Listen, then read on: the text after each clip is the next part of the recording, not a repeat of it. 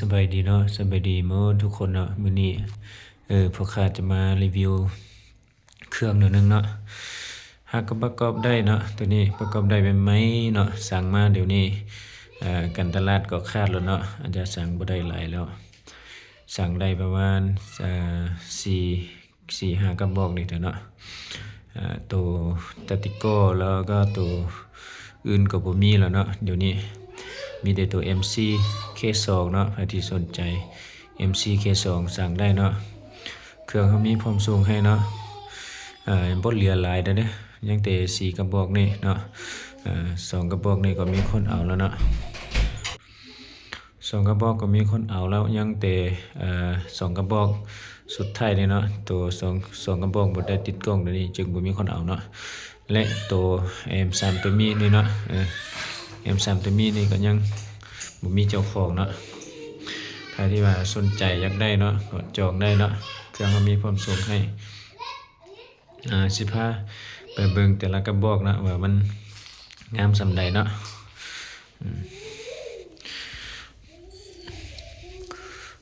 ก่อนอื่นเฮาเบิ่งตัว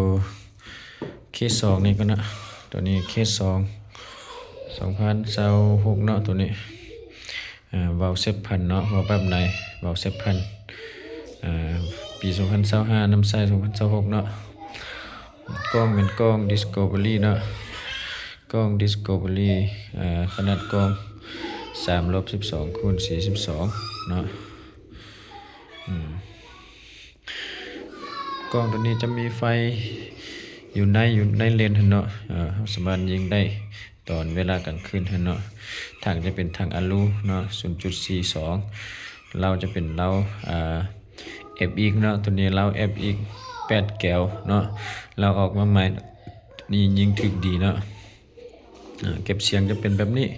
เก็บเสียงรุ่นนี้อาจจะเป็นเก็บเสียงที่เบาที่สุดเนาะเก็บเสียงได้ดีที่สุดใครที่สนใจก็ทำได้เนาะเครื่อง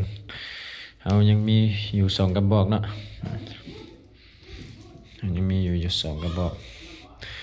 ที่จัดให้เนาะตัวนี้เป็น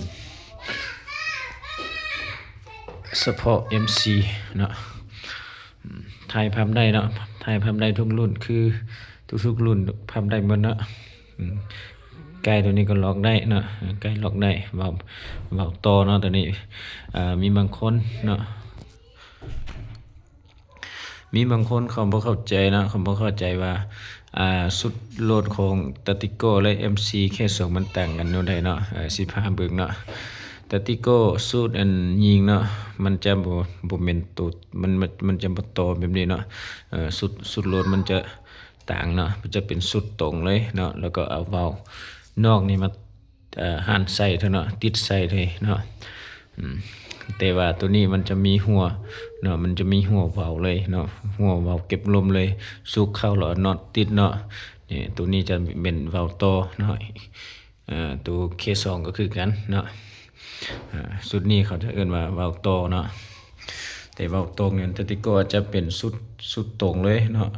มันจะตัดบนนี้สิเนาะเอาติดถังมาติดใส่ก็โอเคแล้วเนาะ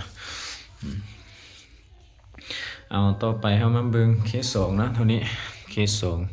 2025น้ำใส2026เนาะคือกันเนาะมันก็คือกันตัวนี้ก็เป็นวาล์วเซตพันคือกันเนาะวาล์วแบบเดียวกันหมดเลยเนาะตัวนี้ก็มีพี่น้องอยู่ทางอันเมืองหุ้นเนาะเขาเจ้าก็จองแล้วเนาะเขาเจ้าก็จองแล้วตัวนี้จัดส่งมื้อแล้วเครื่องก็บ่มีหลายเด้อเคส2ก็มีหลายแล้วยังแต่กระบอกนึงเนาะใครสนใจก็ถามได้กระบอกนี้ก็สิฝากให้ลูกค้ามื้อแล้วเนาะกล้องก็มันกล้องอันเดียวหมดเนาะกล้องอันเดียวหมดเลยสุดยิงก็แบบนี้เนาะใครที่สนใจก็ถามได้ราคา7ล้านไปหน่อยนึงเนาะ7ล้านไปหน่อยนึงใครที่สนใจราคา7ล้านก็ถามได้เนาะ2กระบอกนี้2ชุดนี้ยังบ่มีคนจองเด้อตัวนี้ก็คือกันเนาะคือกับ MC ก็คือกันหมดเลยเนาะสิบ่เว้าหลายเนาะตัวนี้เฮามาเบิ่งนำกันตัว M3 ตัวมีในตัวนี้เนาะตัวนี้งามหลายเนาะเบิ่งในโทรศัพท์นี่คืออาจจะ ใหญ่เนาะแต่ความจริงมันน้อยๆเนาะตัวนี้มันน้อยๆมันเหมาะสมกับผู้เฒ่าหรือว่าผู้ใหญ่เนาะตัวนี้ผู้ใหญ่ผู้ตุ้ยเนาะเป็นเจ้าเป็นนายถือนี่มันคือเนาะคือยิงถือไก่เนาะตัวนี้และราคาก็สูงเนาะราคาจะแพงกว่าทุกๆรุ่นตัวนี้เป็นปืนที่ว่าเขาว่าปืนที่มีเสน่ห์เนาะ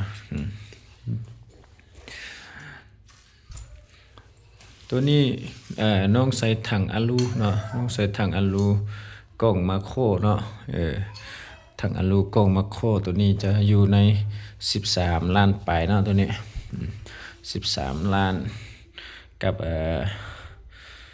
500,000เนาะตัวนี้เอาก็ยังรุดได้เนาะเอาก็ยังรุดได้สนใจถามได้เนาะสนใจท่านถามได้ตัวนี้เครื่องเขามีความสูงยังมีแต่สุดเดียวนี่นะยังมีแต่สุดเดียวนี่ไผไว้ไผได้เนาะมีเดี๋ยวนั้นเนาะใครที่สนใจแบบใดก็ถามได้เครื่องเขาจะจากให้เนาะเครื่องเขามีเก็บไปทางให้เด้เนาะบ่ว่าสิอยู่แขวงใดเนาะเฉพาะภาคเหนือภาคกลางเนาะเขามีเก็บไปทางให้ภาคใต้แล้วเก็บบ่ได้แล้วเนาะตัวนี้ก็ขอโทษนำหลายๆได้เนาะบ่แม่นว่าบ่เก็บให้เนาะเก็บให้แต่ว่าสุฟเลิศที่สิลงไปภาคใต้หั้นมันอาจจะอ่า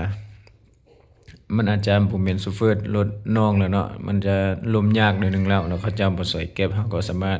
เราก็บ่สามารถเก็บได้เนาะตัวนี้ก็ขอโทษนำลูกค้าหลายๆคนเนาะมีแต่คันสิเอาแล้วก็โทรมาล้มเนาะล้มเปิดใจล้มเฮาสิฝากให้ก็ได้เนาะบ่เป็นหยังแต่ว่าเครื่องนี้เฮารับประกันให้เนาะมันต้องฮอดเนาะคันบ่ฮอดเฮาสิแก้ไขกระบอกใหม่ให้เนาะตัวนี้ก็อยากให้ฮู้แนวนั้นเนาะอยากได้แบบใดก็ถามได้เนาะมีแต่หน่วยนี้เนาะ